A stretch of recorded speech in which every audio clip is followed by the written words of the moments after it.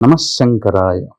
కన్యారాశి. ఈ కన్యారాశిలో జన్మించినటువంటి వాళ్ళకి సప్తమ స్థానములో శని యొక్క స్థితి ఉండడం వల్ల భాగస్వామ్య దోష ప్రభావం అనేటువంటిది కన్యారాశిలో జన్మించినటువంటి వాళ్ళకి ఏర్పడుతుంది.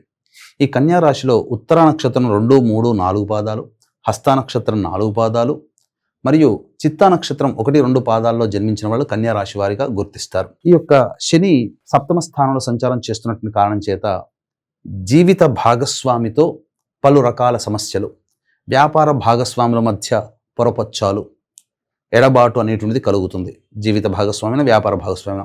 సప్తమం అంటేనే మన ఎదుటి వాళ్ళని సూచిస్తుంది. ముఖ్యంగా మనం ఎవరితో కలిసి పని చేస్తుంటామో, ఎవరితో కలిసి ప్రయాణం చేస్తుంటామో, ఉద్యోగంలో కావచ్చు, వ్యాపారంలో కావచ్చు, ఇంట బయట ఎక్కడైనా ఎదుటి వాళ్ళతో అనుకోని విధంగా సమస్యలు ఎదురవుతాయి. మన మంచి మాటే వాళ్ళకి చెడుగా వినబడుతుంది.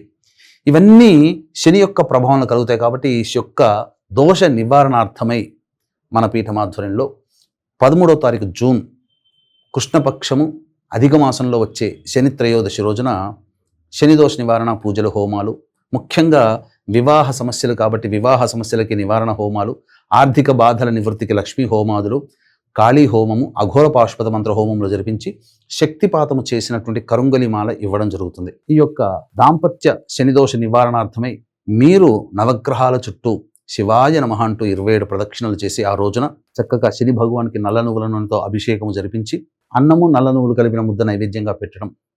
అలాగే ఈ యొక్క దోష నివారణార్థమై బ్రాహ్మణుడికి నల్లబట్ట, మేకు, అలాగే నల్ల నువ్వుల నూనె, పత్తి, బెల్లము, గేదె నెయ్యి ఇవన్నీ కూడాను బ్రాహ్మడికి సంకల్పం చెప్పి, నల్ల నువ్వులు కూడా సంకల్పం చెప్పి ఆ యొక్క బ్రాహ్మడికి దానం చేయండి. శుభ ఫలితాలు కలుగుతాయి. అలాగే పరమేశ్వరుడికి అర్చన అభిషేకాదులు కూడా జరిపించుకోండి.